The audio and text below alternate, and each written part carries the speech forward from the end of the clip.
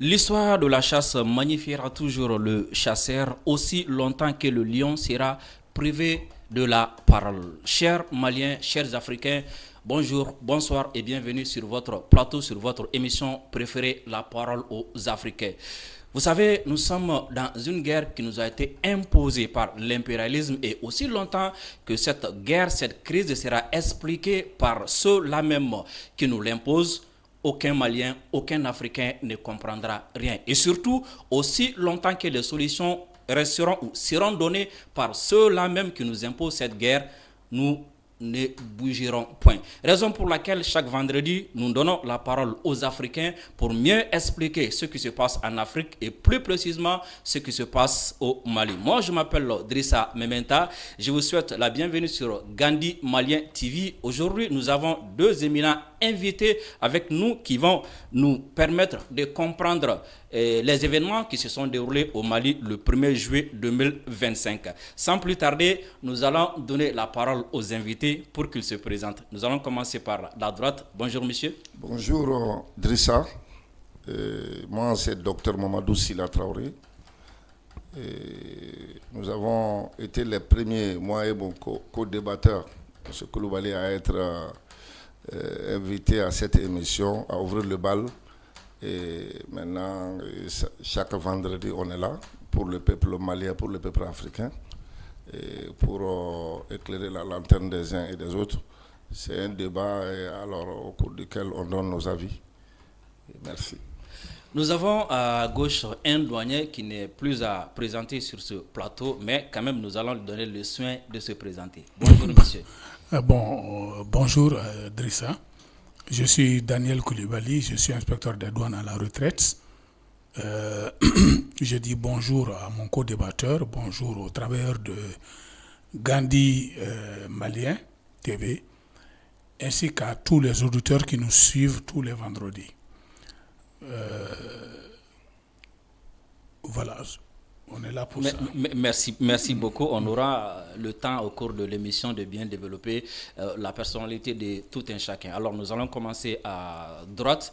Docteur, nous avons assisté le 1er juillet 2025 à une démonstration de force de l'armée malienne. Alors, est-ce que vous pouvez nous expliquer pourquoi ces événements et surtout pourquoi maintenant? Merci beaucoup, M. Mementa. Avant de rentrer dans le vif du sujet, alors, je tiens quand même à faire quelques remerciements, si on me permet, et quelques salutations. Je remercie Gandhi Malien Télé pour tout l'effort qu'il fournit, être vraiment à la hauteur des télés africaines, et c'est vraiment salutaire. Notre télé Gandhi Malien est suivie sur YouTube, même aux États-Unis. Et à Maryland, il y a des gens qui m'ont appelé de là-bas. Je tiens à les faire un petit coucou, notamment M.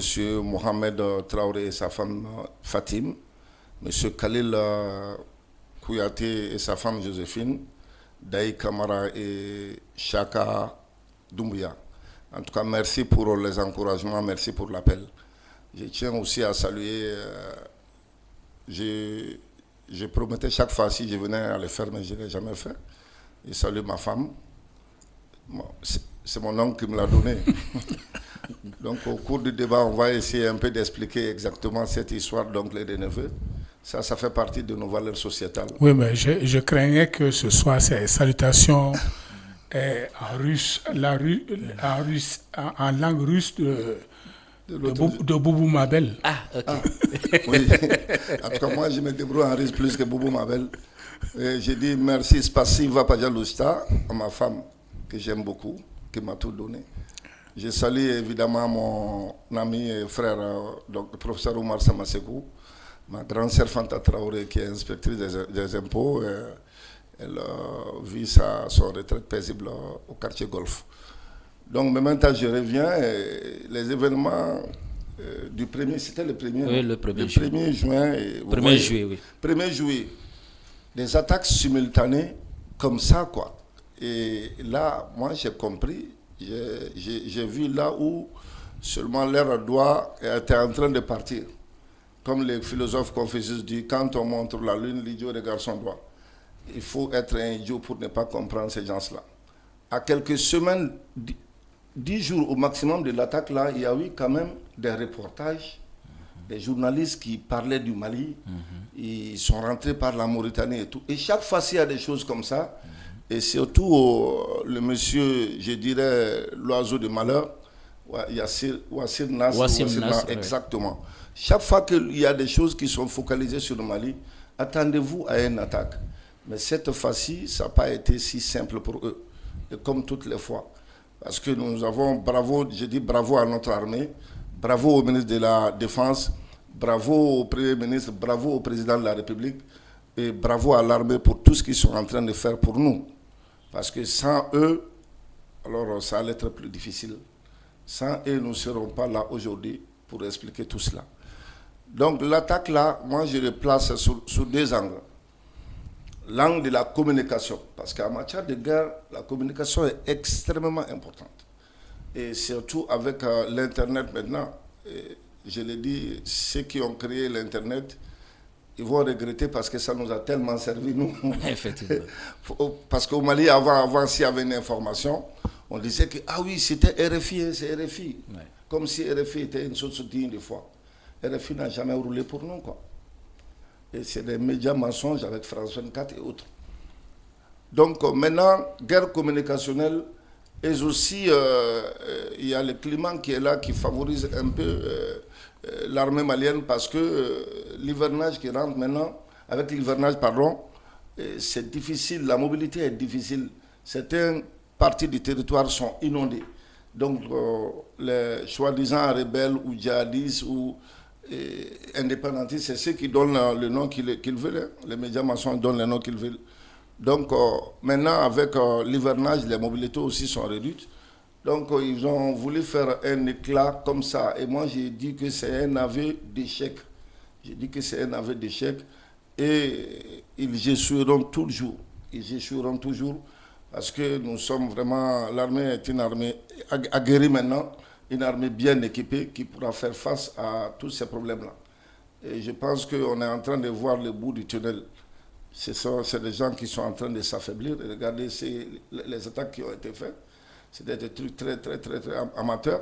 Tu viens attaquer une ville dont tu ne connais même pas la géolocalisation. Tu ne connais même pas où se trouve la gendarmerie, le poste de police et tout ça. Donc c'est des gens qui, je leur dis, c'est des suicidaires. Ils sont venus à l'abattoir et ils ont mérité ce qu'ils ont mérité. Merci. Alors, doyen, le 1er juillet, on s'est réveillé avec cet exploit de l'armée malienne à Nioro du Sahel, à Nyono, à Kayi et dans d'autres localités. Comment vous avez su ces événements? Mon grand frère qui est à Kayi m'avait appelé le matin de bonne heure pour dire qu'il voulait échanger. Et il m'a fait état de ce que Kayi était attaqué. Donc je suis allé j'étais sur les réseaux sociaux, mais je ne l'avais pas encore vu. Donc je suis parti chercher, j'ai eu les informations, j'ai essayé de recouper un peu partout en écoutant un peu tout le monde. C'est comme cela que je l'ai su. Alors, 2 ou 3 jours avant, l'armée avait fait un autre exploit en éliminant un grand chef terroriste dans la région de Ménaka. Et après, il y a également d'autres chefs terroristes qui se sont rendus. Est-ce qu'on peut faire un lien entre ces événements-là? Tu as marché sur ma langue, mais ça viendra jusqu'apraprès. Oui. La question comporte 2 volets. Un premier volet qui est pourquoi ces attaques. Le second volet, c'est pourquoi maintenant. Je crois qu'on ne peut pas dissocier les deux. On va énumérer les différentes causes plausibles. Parce que, comme le disait le grand stratège de la guerre chinois, Sun Tzu, je ne sais pas comment on le prononce tellement, il y a des critères quand on est en guerre. L'un des critères, c'est de connaître la stratégie de l'adversaire. Quand on connaît la stratégie de l'adversaire, on a pratiquement guerre gagnée. Parce qu'on peut prévoir, on peut anticiper, on peut faire beaucoup de choses. Dans la situation actuelle, n'étant pas des militaires, on ne peut que se résoudre à des conjectures pour essayer de donner une certaine logique. La première chose, c'est que le JNIM aurait annoncé son intention de faire un embargo, de tisser une toile autour de Bamako pour étouffer Bamako. Ceci avait été dit. Est-ce que c'est vrai? Est-ce que c'est faux? On l'a entendu. Mais est-ce que ce n'est pas le fait qu'aujourd'hui le JNIM est moins puissant sur le terrain, il n'a pas la capacité d'attaquer comme il veut, alors il passe par une vaste communication pour encore terroriser davantage les Bamakois et même les Maliens? On y vient, on en viendra. Il y a cette intention de cerner Bamako pour faire un embargo autour de Bamako, créer une psychose dans tout le pays en faisant des attaques. Mais il fallait s'y attendre. Dès lors qu'ils étaient plus sanctuarisés, ils n'ont pas un endroit où se cacher. Ils sont obligés de se déplacer par petits groupes pour faire des coups et donner l'impression qu'ils sont là, toujours, et qu'ils sont extrêmement puissants. Donc ça participe de la communication. Mais l'hivernage, effectivement, comme tu l'as dit, est une période peu propice à la mobilité. Et pour des terroristes qui opèrent essentiellement par voie terrestre, c'était risqué de faire des attaques et la mobilité étant ralentie, ils pouvaient être atteints à tout moment, détruits à tout moment par le vecteur aérien. Ensuite, il y a la tentative de dispersion des forces armées. Je crois que avec à la clé essayer de percevoir quel est le maillage que l'armée est en train de faire. C'est des ballons, pas seulement des ballons d'essai, parce qu'ils n'ont pas d'intérêt tellement à faire des attaques et perdre autant d'hommes. Est-ce que c'est pour éprouver le maillage et connaître le maillage territorial auquel l'armée est en train de procéder, pour voir ses capacités d'intervention entre deux zones attaquées? Tout ça, ça peut rentrer en ligne de compte. Ensuite, il y a une tentative désespérée de démontrer la résilience du groupe. Comme tu l'as dit, il y a beaucoup de chefs de ces groupes-là qui ont été dernièrement ou arrêtés ou abattus. Et ça portait un coup fatal, enfin un coup très sérieux à la crédibilité du mouvement. J'en viendrai ensuite. Aussi, c'est une façon d'essayer de prouver la vulnérabilité de l'armée, de s'aimer le doute dans l'esprit de la population et rassurer d'éventuels recrues qu'eux, ils peuvent vouloir faire. Parce que devant tous ces coups qu'ils sont en train de recevoir, je crois que les gens ne seront pas très, très aptes à s'engager à leur côté. Ensuite, il y a la mort de plusieurs chefs terroristes, comme on l'a dit. Il y a Abou Dada qui a été tué. Il y a également Ouzeifa a été éliminé. Un autre aussi du nom de Oubel qui a été également qui s'est rendu. Oui. Donc il y a une débandade dans le cas. Soit il meurt, soit il commence à se rendre. Et il faut stopper cette hémorragie, sinon le recrutement sera beaucoup plus difficile. Ensuite, si tu remarques, il y a une similitude entre l'attaque de Boulkessi-Tombouctou et ces attaques-là. À la différence de Boulkessi-Tombouctou, ces attaques se sont opérées de manière concertée le même jour, pratiquement à la même heure. Or, Boulkessi, c'était le 1er juin et Tombouctou le 2 juin. Il n'en demeure pas moins que c'est des attaques multiples. Mais si tu regardes ces deux attaques, Boulkessi, évidemment, il y avait une force armée qui était un peu restreinte en attendant, qui a subi l'attaque, je ne dis pas des morts, mais subi de l'attaque, qui a résisté jusqu'à ce que les renforts soient venus. Et je crois qu'ils ont renversé la vapeur et ils ont perdu beaucoup d'hommes là-bas. Donc, la multiplication des attaques, c'est un lien entre les deux choses.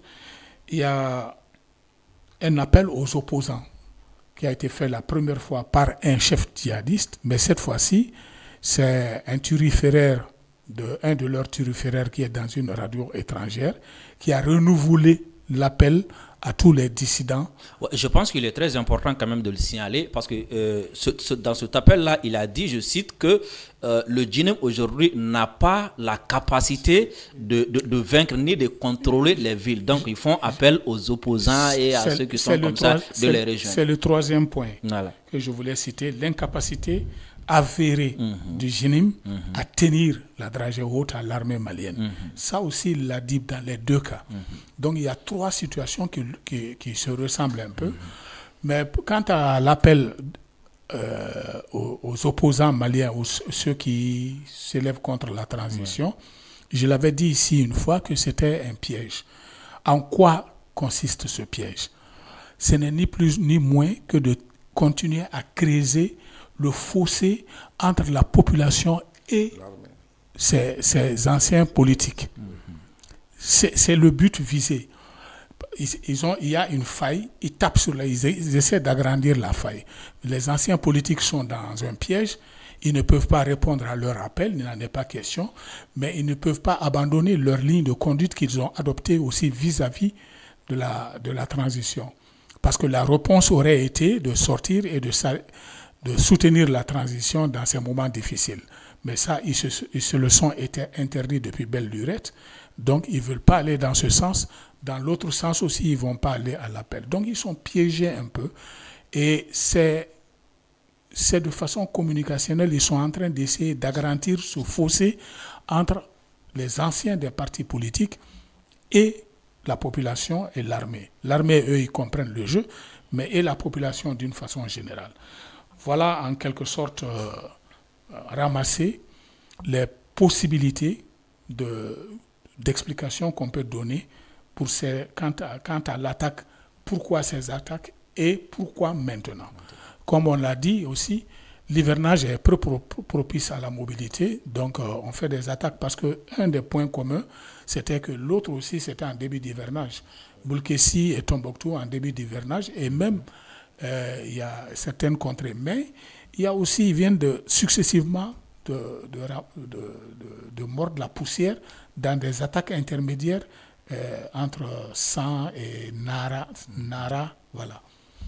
Alors, docteur, est-ce qu'on ne peut pas également dire qu'il y a une compétition entre le GNIM et l'EGS, vu qu'il y a des membres de l'EGS qui ont été éliminés, d'autres se sont rendus, et 2 jours plus tard, le GNIM sort pour essayer de s'introduire dans nos localités. Est-ce que ce n'est pas une façon de dire que bon, voilà, c'est nous qui sommes forts?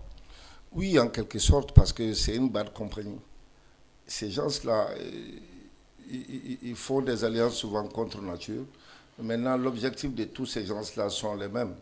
Avant, c'était des indépendantistes, les GNIM, les Katiba, Massina et tout ça. Ils formaient un seul groupe maintenant et s'attaquaient à l'armée malienne. Au regard des résultats et au regard de la compréhension de certains leaders terroristes même, et ils ont décidé de ne plus porter le fusil contre l'armée malienne. Ils ont compris que tout ça là, c'est des supercheries. Et ils ont compris également que c'est des gens qui sont au sol de l'Occident. Je l'ai dit sur ce même plateau-là, la lutte, le terrorisme, c'est un serpent qui a 3 têtes.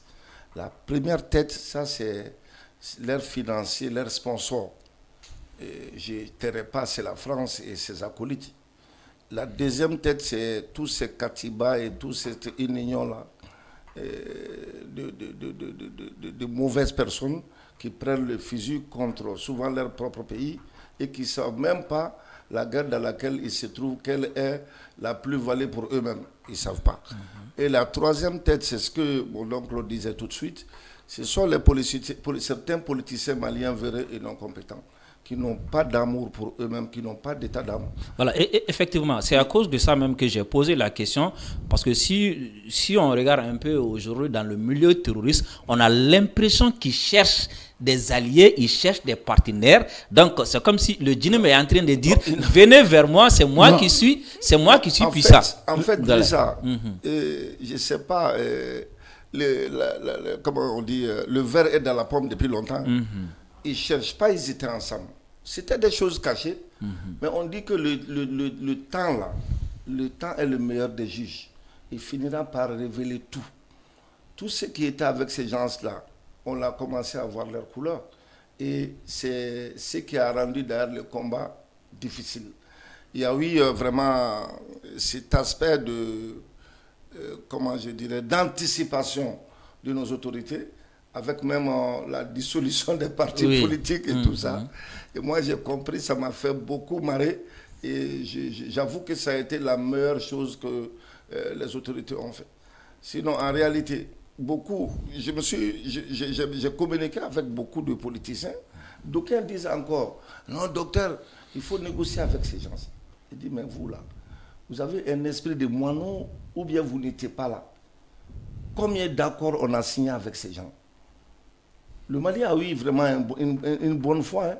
On a intégré certaines personnes dans notre armée au rang de colonels qui ne savaient même pas lire et écrire. On a accepté tout ça. Ils ramassaient leurs déchets qui étaient de l'autre côté là-bas. Leur formation, l'État prenait ça en charge, on les formait. Et après, ils quittaient l'armée avec connaissance, formation et matériel. Et ça nous a vraiment beaucoup fatigués.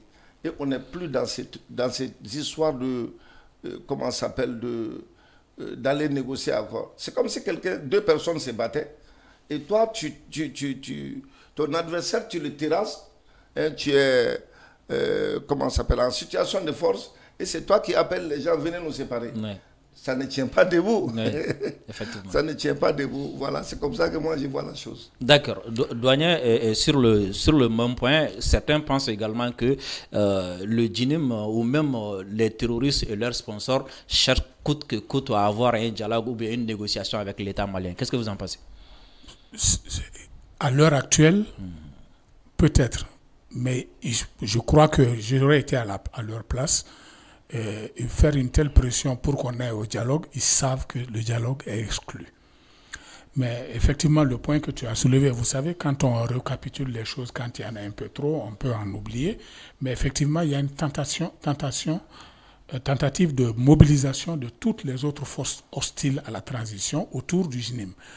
Mais aussi parce qu'il y a une déliquescence des groupes terroristes et même du FLA ou quelque chose comme ça. Ouais. Il y a une déliquescence. Les sponsors sont un peu en recul. Je crois que principalement l'Algérie n'est plus en odeur de sainteté et fera voyager à travers ses frontières très difficilement des groupes terroristes pour nous attaquer, bien que cela ne soit pas exclu.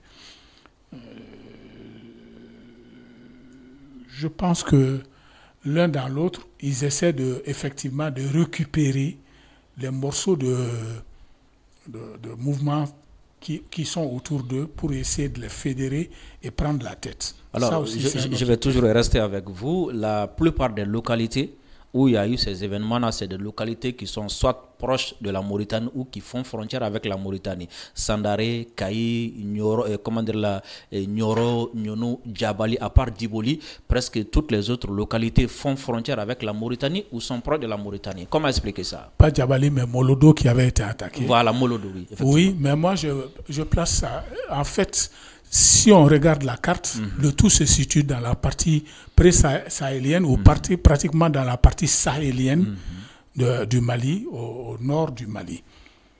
Ce n'est rien d'autre que de se ménager un repli possible. Parce que attaquer le Mali en plein centre à la frontière burkinabé ou à la frontière du Niger, il n'y a pas de porte de sortie, il n'y a pas de repli. L'Algérie, c'est beaucoup plus surveillé maintenant. Il reste la Mauritanie où ils sont en train d'essayer et où ils se sont installés et où on pense qu'ils sont venus de là-bas. Parce que pour rentrer, frapper à cette distance de la frontière, c'est qu'ils sont venus de l'autre côté. Ils se sont infiltrés petit à petit. Ils ont occupé un certain nombre d'endroits. Mais ils n'ont pas pu amener le gros de la troupe.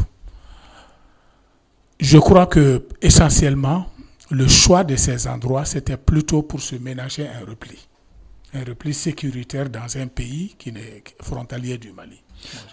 Alors, docteur, on a vu dans un documentaire tout récemment avec Arte que la frontière Mali-Mauritanie, surtout le côté mauritanien, il y a un laisser-aller assumé même.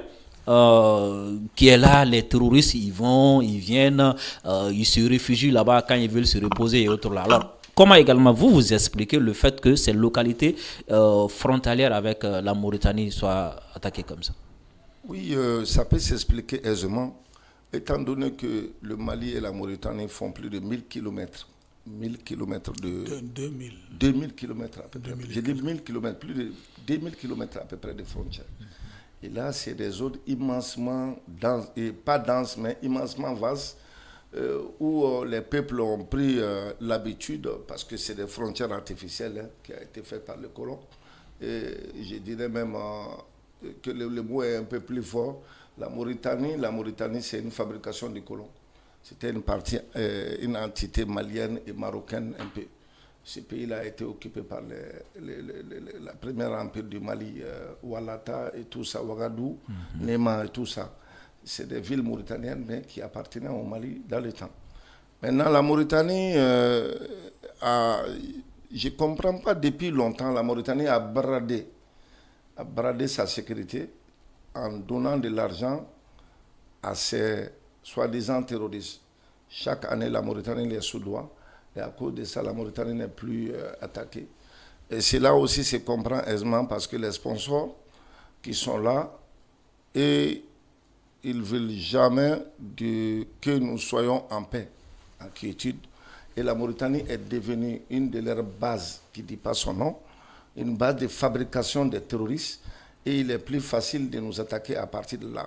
C'est vrai que les temps sont un peu difficiles. Le Mali n'a pas aussi de grands moyens de surveillance des frontières. Mais ça va venir. Ça va venir et nous aurons un comportement autre vis-à-vis de la Mauritanie dans les années à venir, c'est sûr. Parce que imaginez les Mauritaniens et les Maliens, ils ont vécu en symbiose toutes les fois. Il y a même un quartier à Bamako, ici, le quartier Bagdadi, où il n'y a que des Mauritaniens. Il y a beaucoup de citoyens bamakois, grandis et nés ici, mais qui ont aussi leurs origines en Mauritanie. Il y a les grandes familles Touré, qu'on appelle Sourakala, et je les salue bien. Ils ont aussi des tentacules en Mauritanie. Mais seulement si la Mauritanie est tombée sur les autorités qui ne sont pas du tout bien. Cela explique que toute cette médisance sur le Mali, tous ces problèmes-là qu'ils sont en train de créer au Mali. Or, ce n'est pas une bonne chose pour eux. Parce que je disais, les faits sont têtus, mais le temps est le meilleur des juges. Wait and see, on va voir. Je vais toujours rester avec vous. Est-ce qu'il n'est pas temps également de bien contrôler les refoulements que la Mauritanie font? Parce qu'il est à rappeler que 72 heures avant ces événements, il y avait eu un refoulement. C'est à nous de comprendre. Au vrai sens du terme, ce n'est pas des refoulements. Quand il y a un moment, j'ai fait la parole entre des choses. Il y a un moment en Côte d'Ivoire et au Sénégal, il y avait une grande vague de recrutement des candidats à l'immigration, soi-disant qu'ils vont aller en Ukraine pour aider les Ukrainiens. Et ces gens-là, beaucoup se sont retrouvés au nord du Mali pour combattre l'armée malienne. Donc c'est la même chose. Les Mauritaniens, et moi je pense que ça ne sert à rien, sincèrement. Nous sommes tous des Africains et nous sommes des frères. Et quand tu te mets au sol du colon, à la fin, le colon finira par te trahir. Et c'est ce qui risque d'arriver au président mauritanien qui est là-bas maintenant. Lui, je ne le comprends pas personnellement. Il a vécu peut-être la fin de beaucoup de dictateurs africains. Bon, soi-disant dictateurs. La fin de Kadhafi, il en sait quelque chose. La fin de beaucoup de présidents africains, il en sait quelque chose. Donc il doit réfléchir par deux fois. Son voisin, celui qui a été en parfaite symbiose avec toi, on ne l'attaque jamais. Son malheur peut être ton malheur. Son bonheur aussi peut être ton bonheur. Et il ne voit pas sous cet angle-là. Il voit seulement les petits côtés prestige que le colon le dit, oui, il est comme ça, il est comme ça. Mais j'ai dit, où est ainsi? Et au-delà de tous ces aspects-là, il y a Dieu aussi qui est là. Le karma existe. Le Mali n'a fait du mal à personne. D'accord. Douanier, comme je le disais tout à l'heure, à 72 heures de l'attaque sur Gogi, il y a eu environ beaucoup de dizaines de personnes avaient été acheminées du côté de Mauritanie. au Mali et plus précisément à Gogé. Est-ce que ce n'est pas également une façon d'introduire des terroristes chez nous? C'est une faille possible. C'est une faille possible. Ça pose simplement le problème de la maîtrise de nos frontières. Aussi longue qu'elle soit, il y a des parties que personne ne fréquente. Non, parce que c'est des gens qui avaient été arrêtés en Mauritanie, soit disant que c'est des Maliens, et la Mauritanie les avait amenés à Gogé. C'était comme ça. Quand je dis que c'est une façon, il faut un contrôle plus strict. On aurait dû, je ne sais pas si c'est venu, c'est une faille possible où on peut introduire des gens pour venir nous attaquer. Mais cela veut dire que notre contrôle doit être beaucoup plus accentué sur ce genre de mouvement. Voilà la leçon que moi je tire. D'accord, le 1er juillet, vous vous êtes réveillés, nous avons tous entendu qu'il y a des événements et à la suite de ça, nous avons vu des films, des vidéos où l'armée est en train de bien mater ces terroristes. Qu'est-ce que ça vous a fait? Le fait de voir l'armée malienne prendre l'ascendance comme ça sur les terroristes. Vous savez, je ne vais pas personnaliser les choses, mais quand mon grand frère m'a appelé, il me l'a dit, j'étais calme. Je lui ai dit, bon, il faut que les enfants restent à la maison, dites que personne ne sorte. Mais il faut voir le résultat, c'est ce que je lui ai dit. Il s'est empressé de m'appeler, j'ai dit, bon, attends un peu, et attends le résultat. Et ça n'a pas raté, et ils ont pris la cuillère. Ça n'a pas du tout marché pour eux. Et je crois que ça a obéré même leur communication qui n'est pas venue pour flatter leur action. C'était le flop total, je crois. Donc moi, c'est une confiance dans le dispositif de l'armée qui m'amène à lui dire, restez à la maison, mais attendez le résultat. Attendez la réaction de l'armée. Donc ce qui donne beaucoup plus de confiance encore, c'est la réactivité de l'armée. Ça veut dire les lignes entre les points d'attaque sont rapprochées, les interventions en sont facilitées. Quand la distance est trop longue pour les aller d'un point A à un point B, ça peut mettre du temps. Mais quand il y a un bon maillage, ça raccourcit la distance. Et donc les interventions sont beaucoup plus rapides, beaucoup plus percutantes. Et voilà.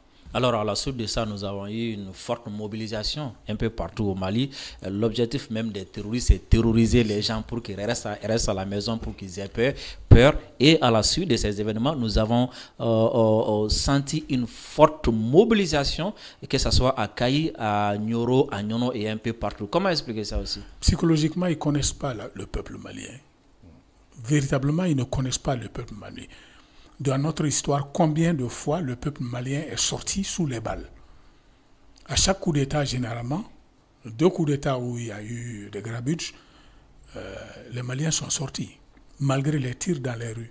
Donc c'est mal connaître. Et j'ai vu un jeune terroriste qui est en train d'essayer de dissocier la population de l'armée en leur disant « Restez chez vous, nous on n'a pas besoin, on n'en a pas après vous. On en a après l'armée. » Il a parlé aussi des Dozo, Dogon et tout ça. Mais en réalité, il ne connaît pas le Mali. Celui qui connaît le Mali, c'est aberrant. Il se trompe du tout au tout en pensant dire aux gens restez à l'intérieur. Parce qu'eux aussi, ils ont peur.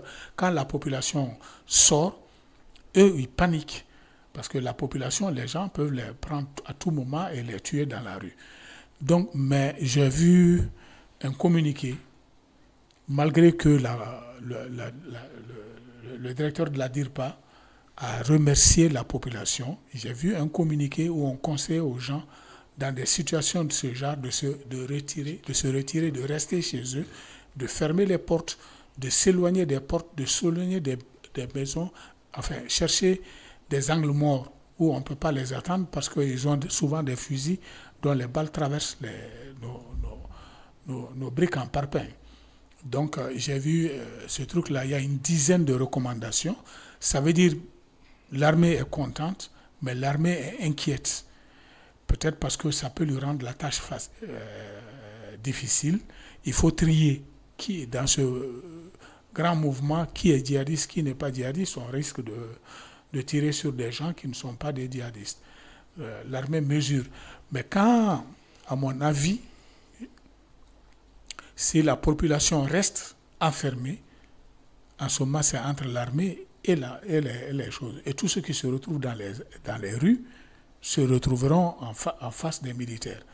Mais s'il y a des gens qui sortent, bon, dans un quartier, tout le monde se connaît. Si on voit une tête étrangère, on peut supposer que, mais il peut y avoir beaucoup de bévues.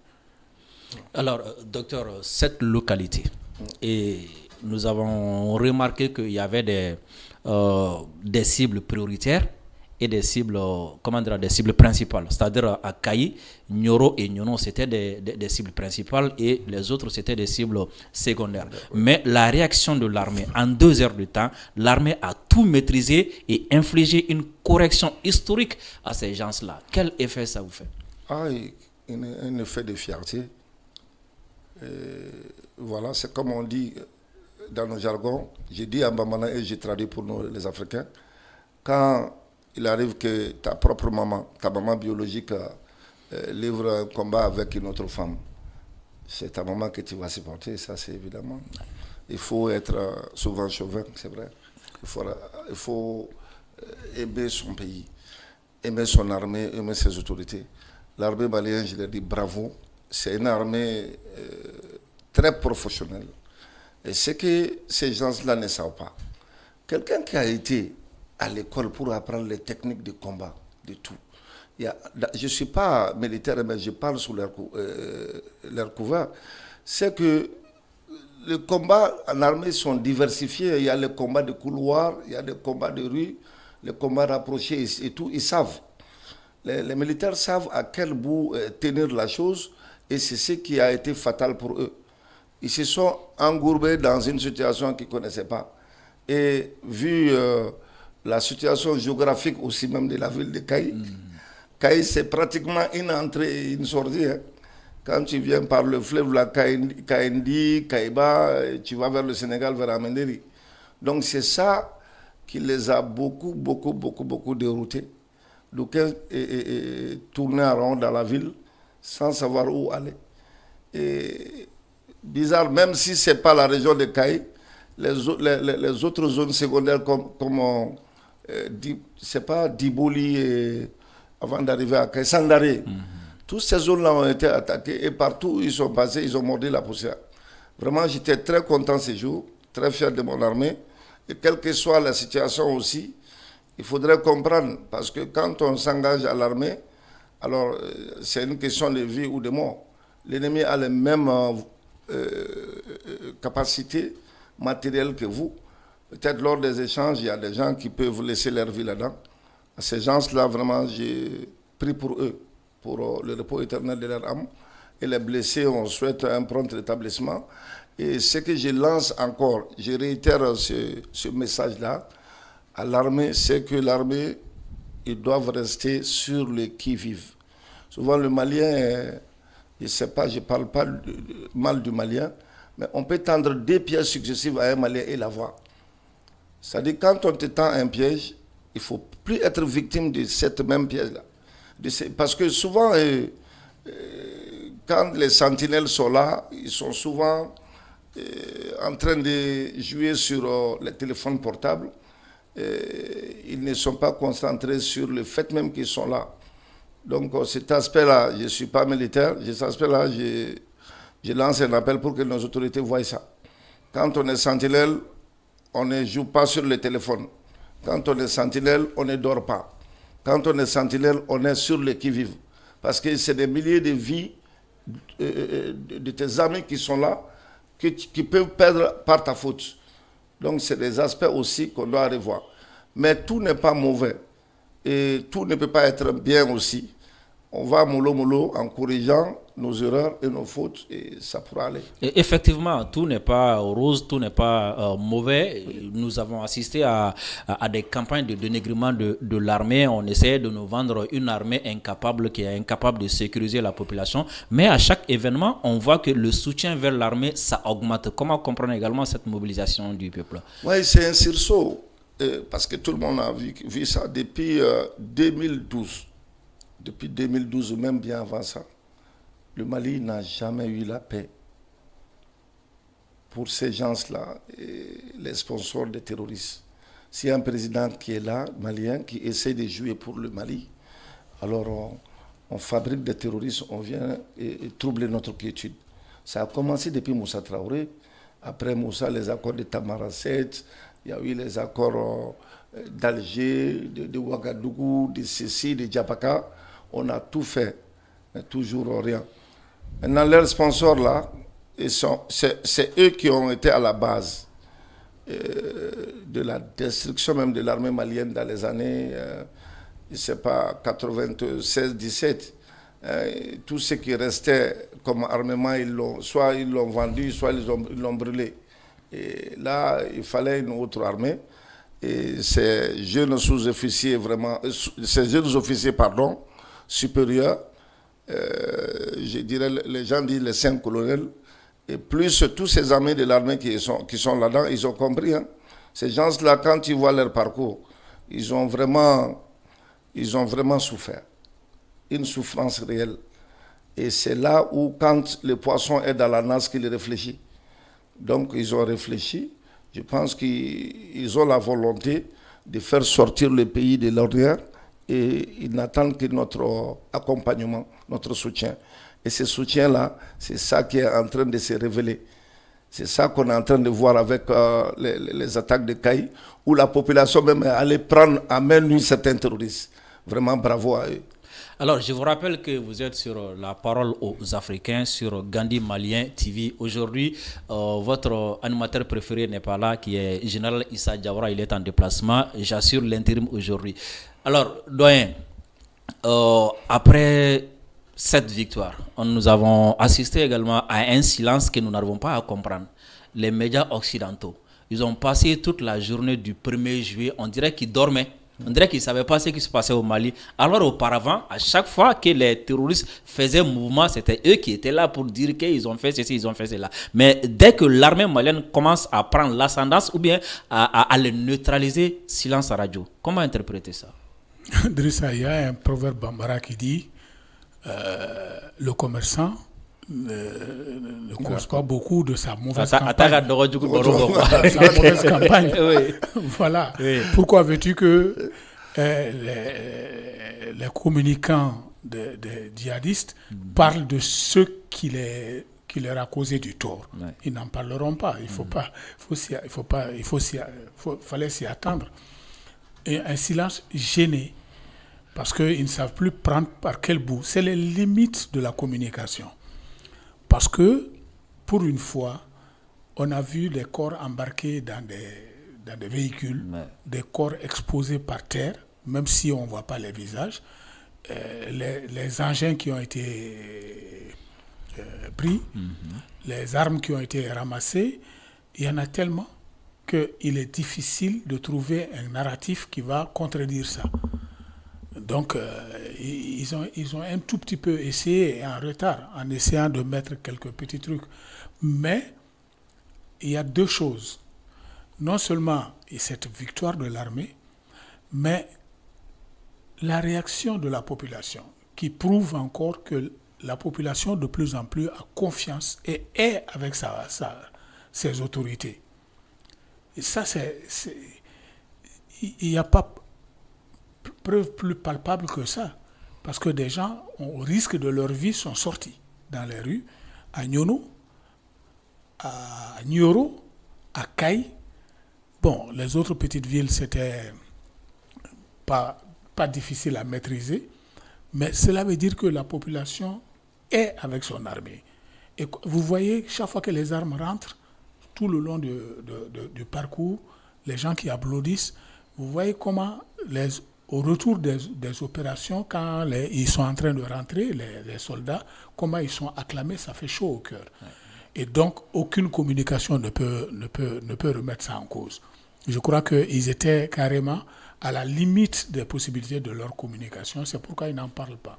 Ils préfèrent se taire. Environ 48 heures ou bien 24 heures même, Jeune Afrique disait que l'arrivée des Russes avait permis aux terroristes de s'étendre leur activité un peu partout au Mali. Et on a vu 48 heures après, un peu partout au Mali, les terroristes ont été défaits, ont été massacrés et neutralisés. Et le même journal CETU n'a rien dit encore. Et mieux, il y a le matin, le fameux journaliste Wassim Nasri disait que le Djinim a le contrôle de 3 localités. Après lui-même, il revient dire que bon, le Djinim est incapable de contrôler. J'avais dit ça. Comment vous expliquez tout ça? Mais écoutez, c'est la débandade. Oui. Comme on le dit, quand l'année est mélangée, on ne sait pas où placer janvier. C'est un proverbe qui dit. Et ils sont devenus tellement ridicules. Ils disent, c'est pas lui seulement, Wassim Nan seulement, hein. François Soudan, Wassim Nan, Jeune Afrique. Ils ont vraiment nos autorités, bravo à eux. À point nommé, ils ont arrêté ces médias-là. Ce n'est pas des médias, hein, des médias de propagande qui ne sont ni de près, ni de loin supporters de notre développement, de notre bien-être, quoi. Ils jouent pour l'Occident, pour la France. Et cette même France, je disais aussi que Dieu existe, le karma existe. La France est au bord du gouffre, quoi. Elle est en train de devenir un pays pauvre et très endetté. Ils n'ont rien vu encore. On n'a rien contre la population française, mais les autorités françaises de tous les temps, parce qu'il faudrait qu'on essaie aussi de faire un peu d'histoire et tout ça. C'est nous, nos frères, qui prennent vraiment les petites pirogues et les bateaux pour traverser la Méditerranée et souvent laisser leur vie là-dedans. On dit que la France est un pays développé, ils ont fait ceci, c'est un pays riche. Mais la richesse de la France est venue d'où? Certainement pas du ciel. Ils ont tout le temps pillé l'Afrique. Chirac l'a dit. Oui. Ouais. Chirac disait que chaque petit noir, c'est-à-dire ces petits bols petites tasses de café noir là, et chaque petit noir, si à 50 centimes, et 30 vient ou 40 vient de l'Afrique. Oui. Et l'Afrique, il y a d'aucuns parmi nous qui n'ont pas encore compris cela. Il est temps que tout cela s'arrête. Nous aussi, Dieu nous a créés, on aspire aussi au bien-être. Il faut beaucoup d'écoles, il faut beaucoup d'infrastructures sanitaires, il faut des routes, il faut des usines. Nous aussi, on a besoin de ça pour vraiment sortir de l'ornière. Trop, c'est trop. Je pense que c'est la fin de leur histoire. On est en train de vivre l'épilogue. Et ça, ce chemin qu'on a pris, c'est un chemin de non-retour. Et encore bravo aux autorités qui ont eu cette initiative-là. Et d'ailleurs, pas plus tard que 2 jours, il y a un monsieur qui est intervenu sur une télé, un Français, ou un Américain, je ne sais pas trop, mais en tout cas, il parlait bien français, je n'ai pas regardé les références. Il disait qu'il est temps maintenant que l'Afrique se soude. Il est temps que l'Afrique parle par une seule voix. Il est temps que l'Afrique s'unisse, faire les États-Unis d'Afrique. Et c'est ce que lui dit. Si ça vient d'un blanc, c'est étonnant. Donc ça veut dire qu'il y a quelque chose quand même qui est en train d'arriver. Et certains Européens aussi ont eu à dire que c'est bientôt la fin de leur hégémonie. Ils ont dominé le monde, mais le monde finira par les dominer. Ça viendra. Douanier, est-ce que ce n'est pas également le fait que les médias sociaux ont bien fait le boulot, même s'ils n'avaient pas beaucoup de moyens? Est-ce que ce n'est pas ça également qui a submergé ces médias? Mais depuis longtemps, quand, bon, à l'heure où tout le monde était un peu réuni et soutenait, je ne parle pas de maintenant, certains disaient dans leur langage Ayoda Kasnoro, Six Brabla. Mais ce n'est pas des termes qu'on entend dans les écoles de journalisme, mais c'est le langage du peuple. Quand un Boubou Mambel ou autre te dit « je vais te donner un CC », mais c'est tellement imaginatif, c'est tellement imagé, et c'est le langage de la rue. Et moi, j'ai une partenaire quand je vais à Sikasso, parce que je pars très souvent à Sikasso, quand je fais des achats. À l'époque, elle me dit, mais c'est quoi Tungarain bah donc oui. Mais tu vois, dans l'intellect de ces gens qui ne comprennent pas français, qui les écoutent, les radios de proximité, les influenceurs, les activistes ont carrément mis à terre la communication française. À tel point que Macron était enragé. Il a voulu créer et il l'a créé. Ce qui me surprend, c'est que tout ce qu'ils vont faire, ils le disent sur les antennes. Macron a dit, on va contre-attaquer, on va mettre de l'argent à la disposition des influenceurs. Elle a même nommé une dame qui s'appelle Anne-Sophie Avé, qui fait actuellement le sale boulot. Absolument. Et ils ont créé une télévision en direct, uniquement destinée à cette propagande. Mais ensuite, il y a un ancien de la DGSE, quand ils ont quitté, ils ont été renvoyés du Niger, publiquement il s'est assis, il a dit, ok, c'est tant mieux, parce que maintenant nous aurons toute la latitude pour manœuvrer et le faire attaquer par d'autres sans qu'on nous voie. Mais c'est ce qui se passe. Mais on ne peut pas être plus clair. Ils le disent. Macron le dit, tout le monde le dit. Et donc, c'est juste à nous de savoir, de savoir, on ne va pas prendre pour des prunes ce qu'ils sont en train de dire. Et pourtant, quand ils le disent, c'est ce qu'ils cherchent à faire. Et donc, la communication, moi, je l'ai toujours dit, au départ, quand il y avait beaucoup de scepticisme en face de l'armée, ce sont les activistes qui ont fait monter l'armée de leur bouche et qui ont recréé la confiance entre la population et l'armée. Parce qu'on sortait de la débandade de Kidal, de choses, de toutes ces contrées là où on était toujours en repli avec Amadou Aya. Ça a suivi en quelques jours, tout le nord pratiquement est tombé. 3 jours presque, ouais. 3 jours, tout le nord est tombé. Bon, les gens n'avaient plus confiance en l'armée. Et même quand on nous disait que non, c'est parce qu'il y avait l'effet de leur propagande aussi. Ouais. Parce que moi, je voyais dans la rue des gens qui disent lourdement armés. Mais lourdement armés, est-ce qu'ils savent ce que ça veut dire? Ils ne savent pas. C'est le narratif qu'on nous a balancé. C'est pour faire peur. Exactement. Voilà. Et que l'homme de la rue, il entend lourdement armé, il fait l'intellectuel, et il répète à tout bout de champ, mais lourdement armé. Lourdement armé, tu lui dis à partir de quelle arme on peut dire qu'il est lourdement armé, il ne peut pas le dire. Oui. Et c'est ça. Et nous-mêmes, on avait une communication qui était exécrable. Oui. Moi, je me souviens, en 2012, on a fait une marche. J'étais à Sikasso, j'étais chef de division des bureaux. Non, je crois, j'étais à Ségou, directeur adjoint des douanes de Ségou. On a fait une marche pour aller au gouvernorat, du centre-ville au gouvernorat, parce que pour cette histoire de rébellion. Est-ce que tu sais qu'à ce moment où aucun Malien ne voulait entendre le mot Azawad, on était en train de faire la publicité pour le thé Azawad. Comment tu peux comprendre ça? Aucun Malien ne voulait entendre le mot Azawad. Ça les énervait. Mais et pourtant, dans le même temps, eux, ils ont fait une publicité avec du thé, côté Azawad, pour implanter le terme Azawad dans notre esprit. Et nos journalistes reprenaient ça en cœur. Et même des trucs officiels faisaient cette publicité. Mais où est-ce qu'on va? Donc, les activistes, là, mais mentir dans la guerre, c'est normal. Mentir pour rehausser le moral de la population, c'est normal. Prêter des exploits à son armée alors que ce n'est pas le cas, c'est normal. Pourquoi voulez-vous qu'on aille dire on a perdu 100 hommes, on a 200 hommes? Pourquoi on va le dire? Aujourd'hui, l'Iran et Israël, personne ne sait quelles sont les pertes, quels sont les dégâts réels. Ils sont tous en train de faire de la communication. Ouais. Tous, Iran comme Israël. Voilà, donc moi je rends vraiment un hommage vibrant aux activistes qui ont redonné de la confiance de l'armée aux populations, et surtout dans les brousses. D'accord, vous voulez ajouter quelque chose? Exactement, je voulais un peu appuyer ce qu'il a dit. Les événements de 2012, l'attaque de la localité qui est la première localité après Sévaré, là. Kona. Mais c'est Serge Daniel qui a fait tomber Kona.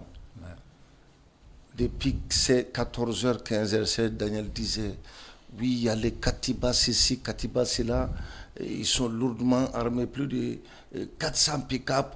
On voit les convois à 6 km, 10 km, alors qu'il n'y avait rien. Pour vous appuyer, ce jour-là, j'avais presque un frère, parce que c'est l'ami de mon grand frère, c'est mon frère. Quand eux, ils repoussaient les terroristes, quand eux, ils montaient même sur les terroristes, en ce moment-là, RFI était en train de dire que Kona est tombé.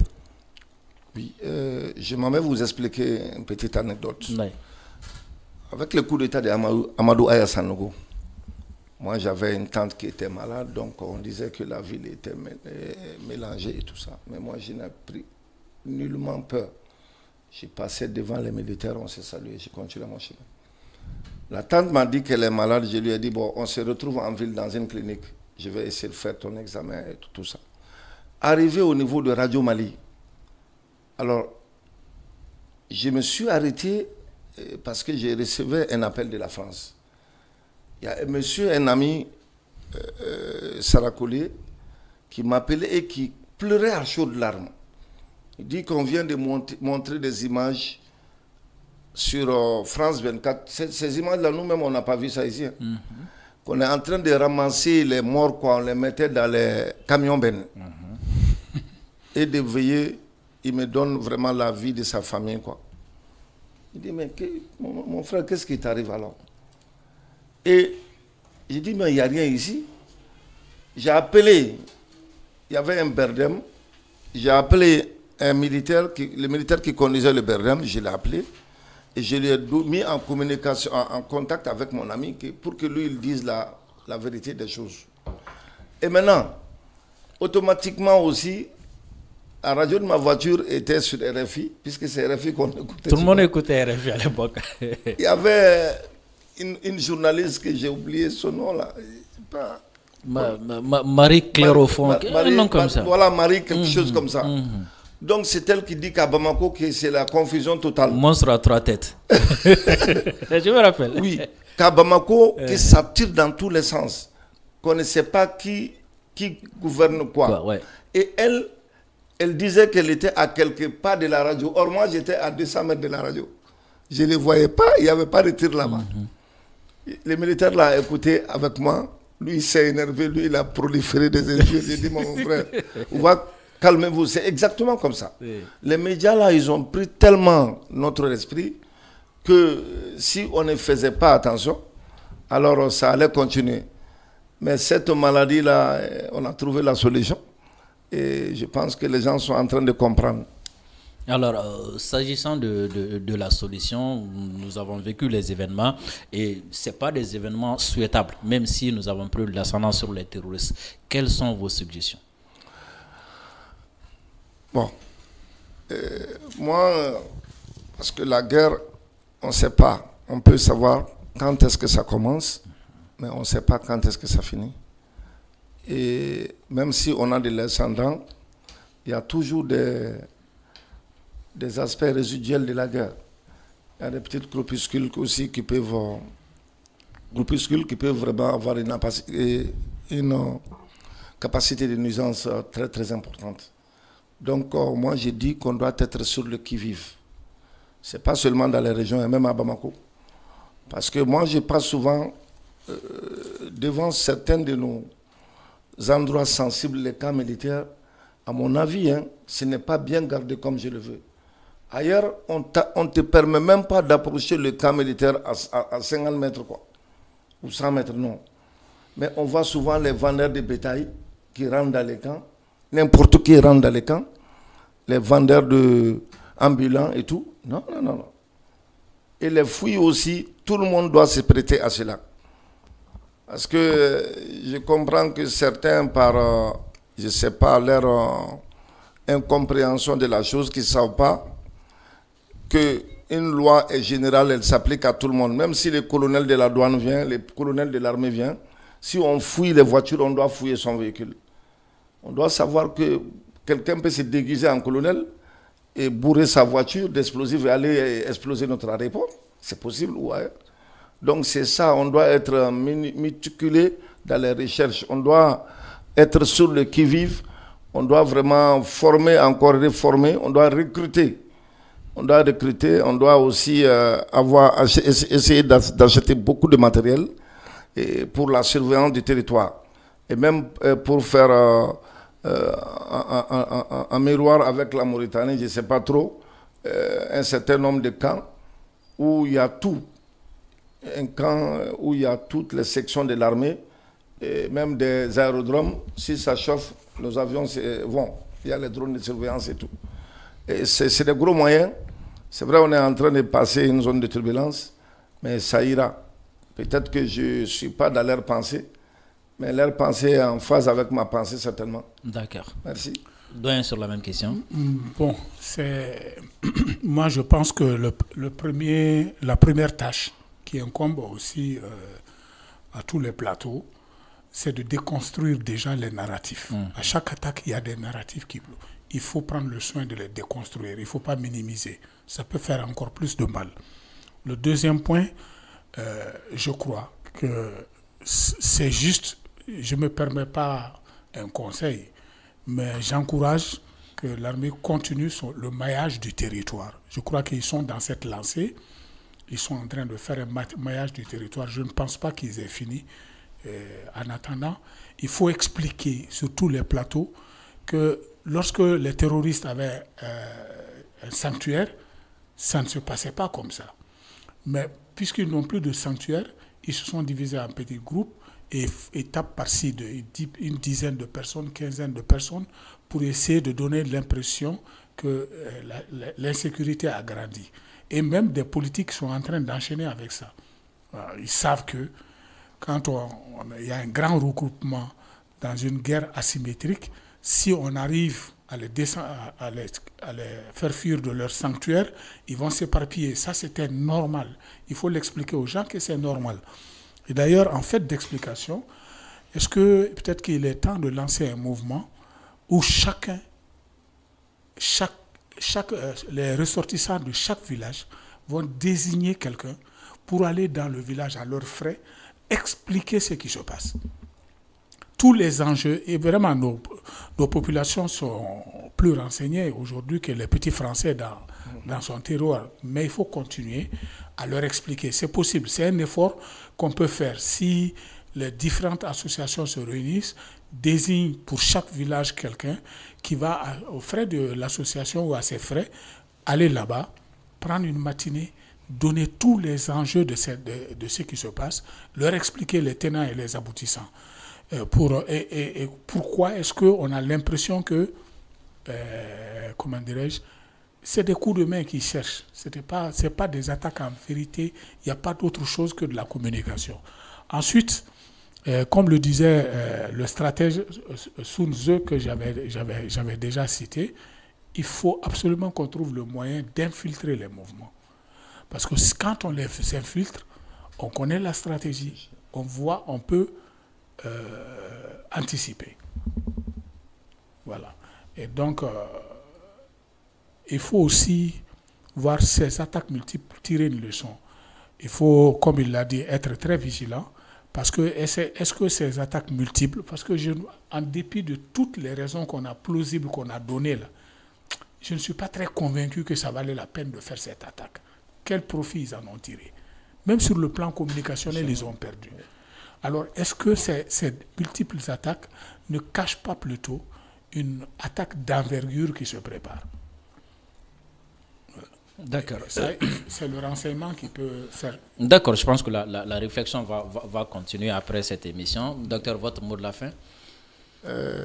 Voilà, je tiens quand même à expliquer à nos amis africains que mon code de bâtier, il y a une valeur. Le Mali est un pays immensement riche en culture.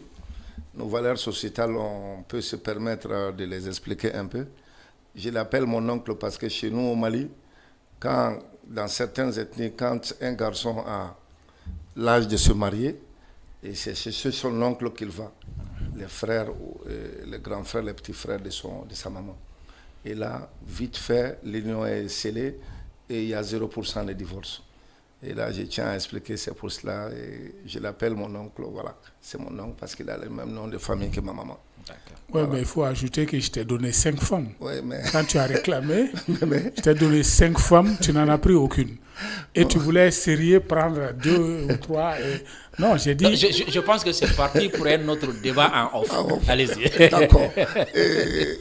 Voilà, c'est pour encore une fois remercier Gandhi Mali et Télé Malienne. On ne cesse de les remercier. Merci beaucoup à Drissa Mementa, à toi aussi. Je suis tout, hein. Tous les jours, je suis vos émissions.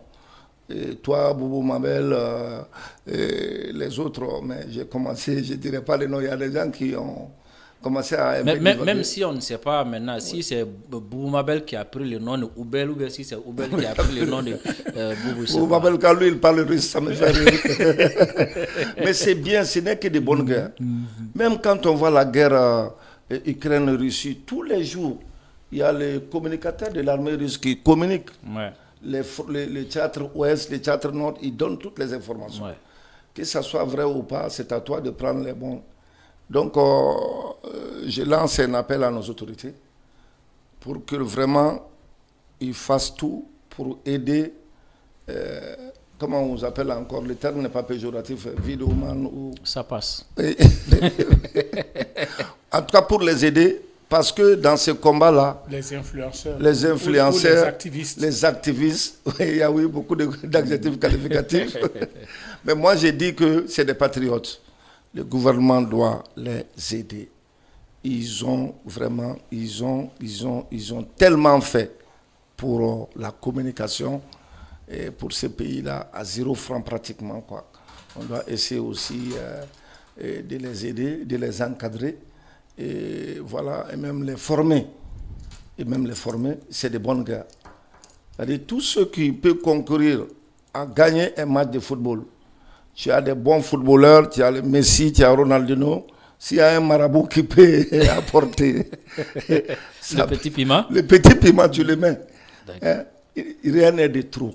Rien n'est de trop pour le Mali. Aucun sacrifice consenti n'est de trop pour le Mali. D'accord, merci. Merci beaucoup. Douanier, votre mot de la fin. Moi, je souhaite un bon séjour à Diawara déjà. De là où il se trouve, je suis sûr que ce soir, il va écouter. Ensuite, je te souhaite... l'ambivalence là, parfois vous êtes derrière le micro parce que... Non, souhaitez-moi juste bon match.